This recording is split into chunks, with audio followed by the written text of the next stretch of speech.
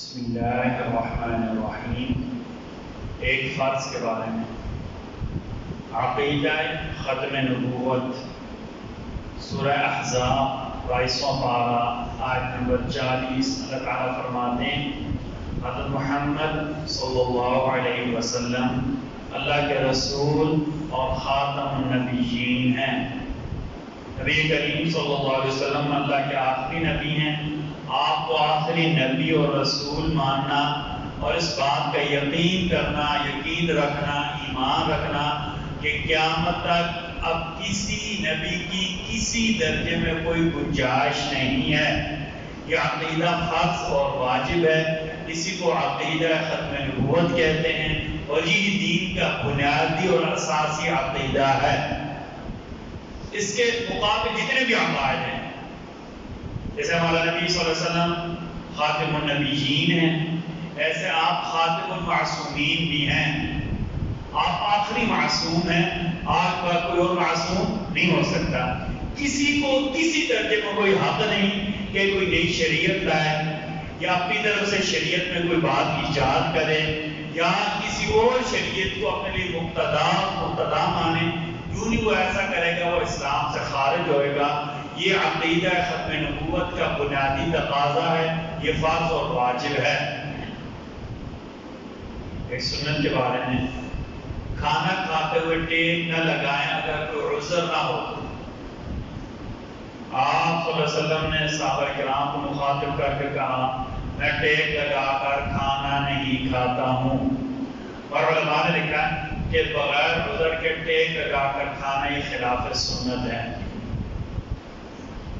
ایک فضیلت العمل توبہ اور استغفار۔ نبی کریم صلی اللہ علیہ وسلم نے فرمایا جو بندہ پابندی کے ساتھ استغفار کرے گا، اپنے گناہوں کی معافی مانگے گا، اللہ کے سامنے توبہ کرے گا، اللہ تعالیٰ ہر تنگی میں اس کے لیے آسانی پیدا کریں گے، ہر غم سے نجات دلائیں گے اور اسے ایسی جگہ سے رزق پہنچائیں گے جہاں سے اس کو وہم و گمان بھی نہیں ہوگا۔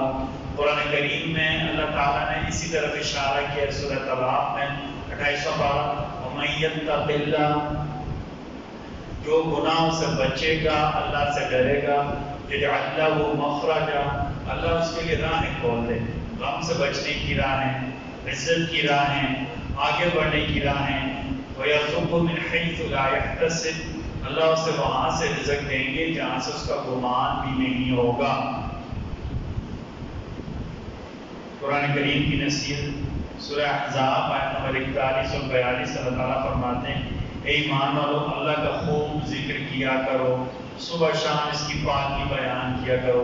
ہمارے علماء نے کہا ذکر کا کم از کم درجہ یہ ہے کہ صبح شام کے جو اذکار ہیں وہ پابندی سے پڑھ لیے جائیں، کم از کم درجہ۔ ویسے تو ہر وقت ہماری زبان ذکر سے تار ہونی چاہیے، قرآن اور حدیث میں جو اذکار وارد ہیں جو مجرب ہیں وہ کرنے چاہیے۔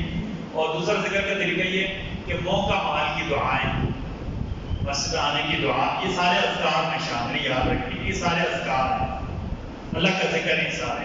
مسجد میں داخل ہونے کی دعا، مسجد سے نکلنے کی دعا، مجلس کی دعا، مجلس سے اٹھنے کی دعا، کھانا کھانے کی دعا، پانی پینے کی دعا، بازار جانے کی دعا، کپڑے پہننے کی دعا، یہ سارے کے سارے کیا ہیں؟ اذکار ہیں۔ اگر ہم ان کی پابندی کر لیں، سواری پر سوار ہونا، گاڑی پر بیٹھنا، سونا، اٹھنا، وضو کرنا، اس سے پہلے اس کے اذکار، اس کے بعد کے اذکار، نماز سے بعد کے اذکار، یہ سارے کے سارے اللہ کا ذکر ہیں۔ اگر ہم انہیں کی پابندی کرتے ہیں، اللہ پر یقین کریں کہ ہمارے روزانہ درجات بھی بڑھیں، ہمارے گناہ بھی معاف ہوں اور ہمارے شمار ہر وقت ذاکرین میں ہوں۔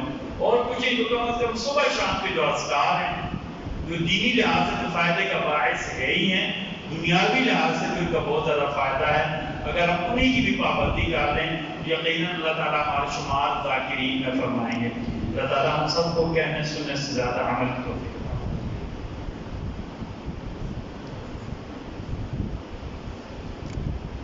بسم اللہ الرحمن الرحیم، بسم اللہ والصلاة والسلام علی رسول اللہ، بسم اللہ وعلی ملت رسول اللہ۔ اے ہمارے رب کی آپ ہمیں معاف فرمائے، ہمارے سب خیر و بھلائی کا معاملہ فرمائے، رحمت کے یا ارحم